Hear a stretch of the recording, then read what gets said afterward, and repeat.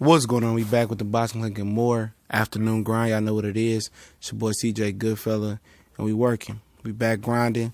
Y'all know we scratching and clawing, and most active boxing channel out there. Y'all know what it is.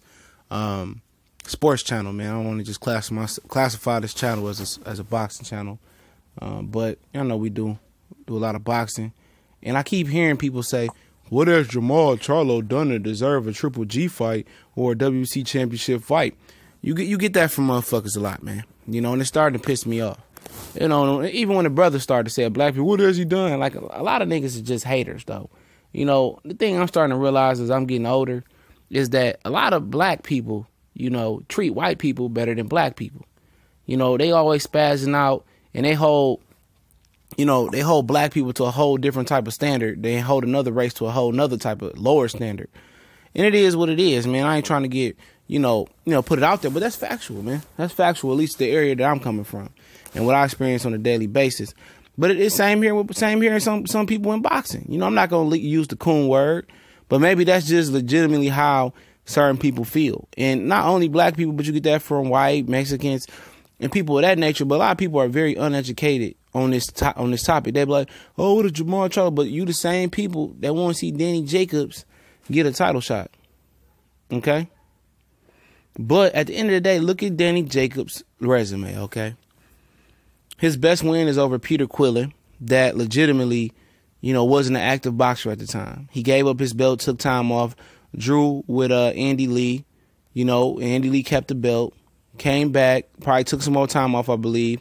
And then, in the midst of all that, he had a close fight with Gabriel Rosado. We thought Rosado won, and he got stopped early. And Danny Jacobs was just a product of picking him at the right time. You know what I'm saying? Other than that, Danny Jacobs got beat by Pirog. He got dropped by Sergio Martinez. He had a tough fight that he overcame with Caleb Truex. It looked better now, but Caleb Truex is on 168, and people believe he caught James DeGale at the right time with the shoulder injury. Okay. Like I said, he got dropped by not Sergio Martinez, but Sergio Mora. And he ended up knocking him out, but Sergio Mora ended up turning his knee up. And then, he ended up beating Sergio Mora easy. And then he had a fight that I thought he won and went to versus Danny Jacobs. But at the end of the day, he just came up a little short. And, people give him a moral victory for that. Would I like to see him get a rematch versus Triple G? Yeah. But at the end of the day, his best victory was over Peter Quillin that wasn't active. You feel me? I believe, Jermall Charlo win over Julian J-Rock Williams was better than the Peter Quillin fight. J-Rock was a top fighter coming out. He did everything right coming up. He fought the tough competition when he was 15-0 or something like that. He fought another undefeated guy. He was beating everybody. He beat Hugo Centennial Jr. until he found the way out that fight. And that's what Jermall Charlo's fight next Saturday at the Barclays Center. A lot of people don't really do their research. Even Austin Trout at the time, you know what I'm saying? That was better than Sergio Mora, a victory in my opinion as well. Unless we count losses and moral victories for Danny Jacobs. But them two wins right there supersedes anything that Danny Jacobs done in my opinion. But look at the other side of the pendulum. What has Triple G done to even deserve a WBC belt? People want to talk about what has Jermall Charlo done. This dude is 27 years old. Triple G is 36. He turned 36 last Sunday. Best win is over Danny Jacobs. And Danny Jacobs has never legitimately held a world title. Austin Trout, when he fought Jermall Charlo, he was a real former world titleist. Danny Jacobs never held a real world title. Austin Trout was the WBA super champion of the world. Danny Jacobs was a paper champion, regular WBA champion. He never held a major world title. But a lot of people don't know this, I guess, because a lot of people don't know shit about boxing in my Roger Mayweather's voice. You can say that's his best victory. Or then what's his second best victory versus welterweight and Kell Brook? And if you look at it, he was handed the WBC belt. He didn't throw one punch for it. And then if you want to go back and say, actually, the Canelo Alvarez was a true WBC title fight for Triple G, guess what? He came up short and got a draw. However you like it. However you like it. So what has he done to be a WBC world champion? He beat David Lemieux for the IBF. Who the fuck can beat David Lemieux? He ain't got no boxing skills. Okay? Didn't Marco Antonio Rubio knock out David Lemieux? I believe so. I could be wrong. You feel me? WBA Championship. Triple G beat somebody we never heard of in Germany and never heard of again. So, at the end of the day, he didn't earn any of those 3 world titles and have a tough shot. He never had a tough world title fight. For real, that he had to go out and get. Each of the world titles he won, WBC given to him. David Lemieux won a vacant versus Nadal, and David Lemieux won shit in my opinion. And the guy in Germany, it was a layup. So you turn around and say, what has Jermall Charlo done? Well, what did Triple G done to earn any of those 3 belts? That got to be one of the easiest routes to getting unifying 3 belts in boxing history in any major weight class that we count. I ain't talking about the paper straw weights and the paper holder weights and stuff of that nature. So now that you start putting the facts together, you feel me, about the situation, you know, Triple G is more questionable when you average in the age, average in the amateur background, being a silver medalist. Jermall Charlo didn't medal, didn't make it to Olympics. He's 36 years old. He's been in the game for a long time. Now when you add all that up, Triple G look more fugazi than Jermall Charlo. A lot of people going to keep their blinders on and act like, oh, I mean, at the end of the day, at 36 years old, man, Triple G resume is piss poor for a 36-year-old, 3 championship, you know, 3 title holder type of fighter. Piss poor as fuck. You know why I fuck with the Charlos? People say, oh, you biased towards the Charlos. You know why I fuck with the Charlos? Because they want to be great. They don't want to take the easy route. They want the tough shit. Why I fuck with Deontay Wilder?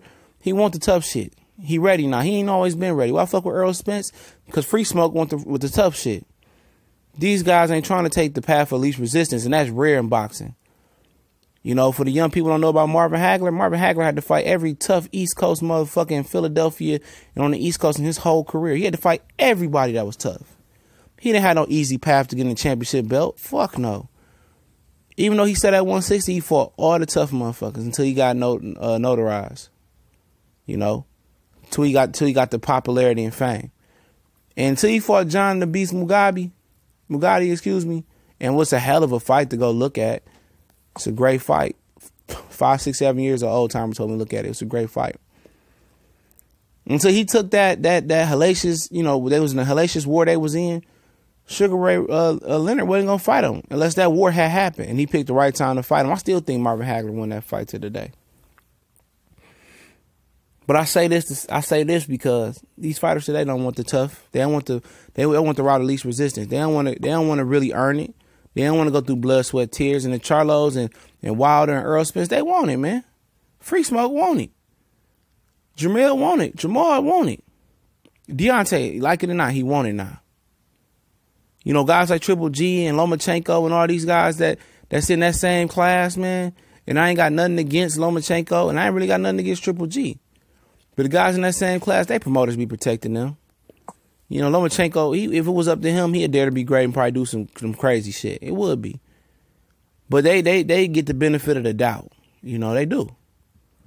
Somebody like Jermall Charlo, nobody ever laid the facts out like that for real. A lot of the shit that I said, a lot of people didn't even know. I'm probably going to go box rec and recheck me. I'm factual because I did it before.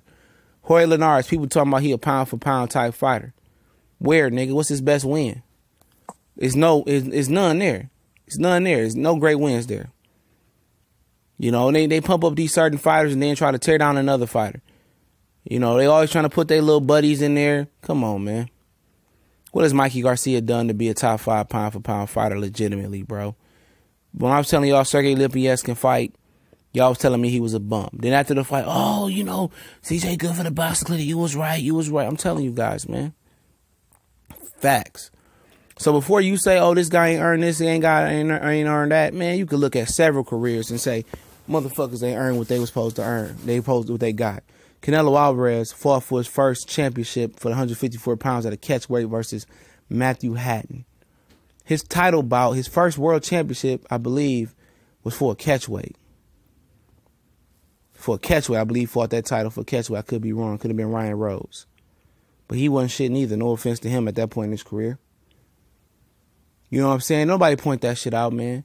Nobody point that Anthony Joshua, you know, ran and made a deal with Charles Martin when Charles Martin really wasn't even a real champion. The only reason he won this fight is because the dude tore his ACL. That fight would have continued. We never know what would have happened. Easy pickings. But nobody go and say that shit, do they? These dudes ain't had it the hard way. A lot of these dudes ain't had it the hard way. A lot of these dudes ain't really wanted to go out there and get it. They've been orchestrated to get their titles how they get them. Adrian Brown, a perfect example. First title, we never heard of the nigga. Vincent, whatever that guy. We never heard of him again. You know what I'm saying? But next time you ask what Jermall Charlo done to deserve a Triple G WBC title fight, look at these other fighters. and do your research. They ain't done shit, period. Or what he done done.